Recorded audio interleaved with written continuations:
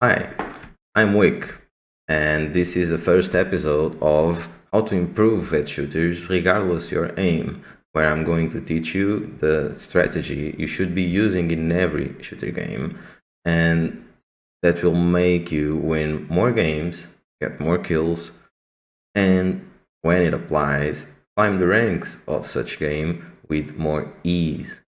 Right? If you want to get better at shooters, regardless your aim, this is your guide. Everyone thinks that to play a shooter game well, all you need to have is aim. And although aim is a big component of shooter games, there is at least one extra skill that you need to have in order to excel at shooter games, and that's strategy. In other words, it's how you think while you play.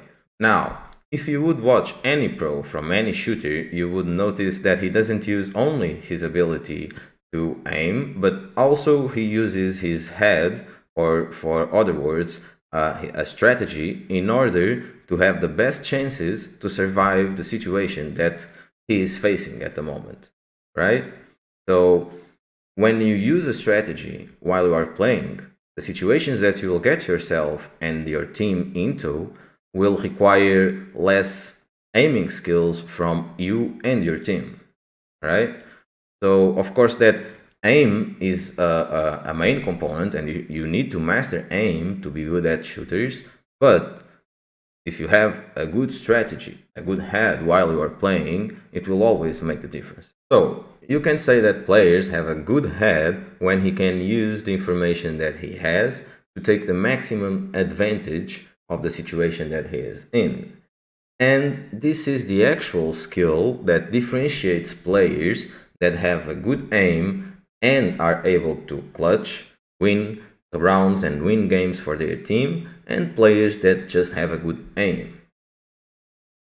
And you might think, hey Wick, how is it possible to found a general strategy for all shooter games when they are so different? Yes, it's not PUBG, to which I'll have to answer, you're right, they are different, but I'll prove you that there is a general strategy that you can use in every shooter game as long as you can adapt it to it. All right? The situations that you will find yourself into will be basically the same depending on the mechanics on the game.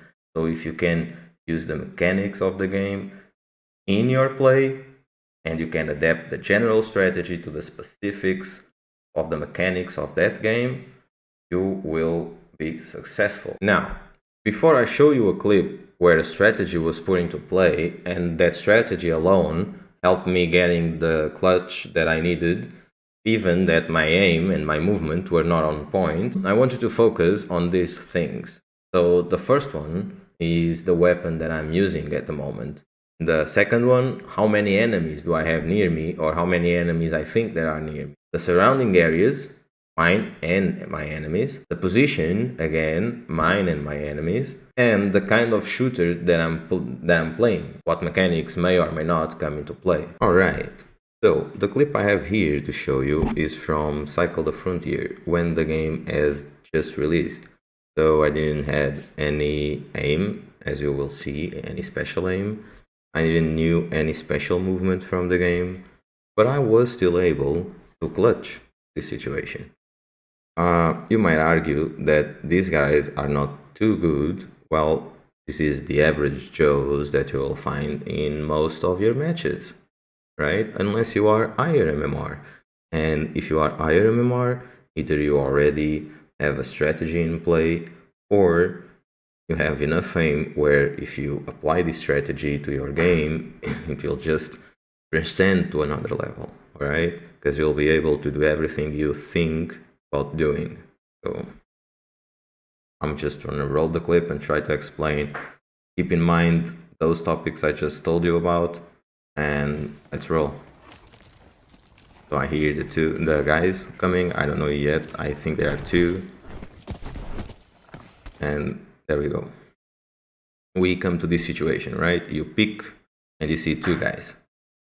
So based on our strategy, And just to play the strategy correctly, you need to think about your weapon. So you have a shotgun, you want targets ideally at short range and mid-short range, right? So what will be our target here? For one, the closest to us is the best war weapon, and the closest to us is the guy that has the weapon out and the other guy only has a knife. So we strike. Now, the normal reaction when you start to get shot is for your teammate to take his weapon out and try to kill you, right? That's what this guy is going to do. I know this. You should know this. And if I stay here trying to fight this guy, I'm going to die. Because this one is going to pull his weapon out, right? So I hide myself to get out of his line of sight. That's position, right? You know, your surrounding area and their surrounding area. But this game has a mechanic where heal comes to play. So you can heal yourself. And if I let the guy survive there, I am facing a 1v2 situation where one of two scenarios will happen. One, you try to heal, he is going to try to heal, but he has a teammate that can fuck your heal up and keep you at low health comparatively to your enemy, right? Or the guy just covers him there, let him heal, you heal, but then you are 1v2. With shotguns, if they keep their distance, there's not much you can do, right? So what I do here in order to try to win this is to finish the first guy, right? I repicked, took some info, tried to get a shot, got a shot on the guy, killed the guy, now everything is fine. Because now I'm in a 1v1 where I have cover, right? I'm healing. I hear the guy coming, I go around the tree, because now I have a big wall on my right, and I have a tree that is going to be covered, right? I can still put an heal on, the guy still take the time to the heal to go on, and if the guy comes to me, I'm in close range. That's my weapon. Alright, let's see what he's gonna do. If he comes, I need to be prepared, right? Take the shotgun out. You hear the guy. One grenade. Two grenades, he's not gonna push. Right? So you start healing. You hear the guy on the other side. Pull another heal. Alright. You heard the guy. Wait. And kill the guy. Easy. The guy is just where you want him to be. You had to do nothing because you already put all the pressure on. Right? He's trying to get to you because he knows you are low HP. So you just take that time, you heal yourself, you don't go for the bait, right? Don't push him, you don't need to. Just need to heal yourself and pull another 1v1. So, what you'll do is wait. If you push here, or if you try to pick him here when you see this avenue, right? I could have picked him here if I had a rifle. I have a shotgun, right? So the way you have to play this when you have a shotgun is to not be here, is to wait him to push all the way to you. So if he comes from here, I think he jumped from somewhere, maybe here. So he jumped, right? If I'm here, he will have a pick there. That's even worse. At the time I didn't knew that, and I don't know the map. But if he comes from here and he has a rifle, I'm fucked. He just keeps the angle, and no trade will be beneficial for me. So just wait for the guy. He pushes, and easy kill.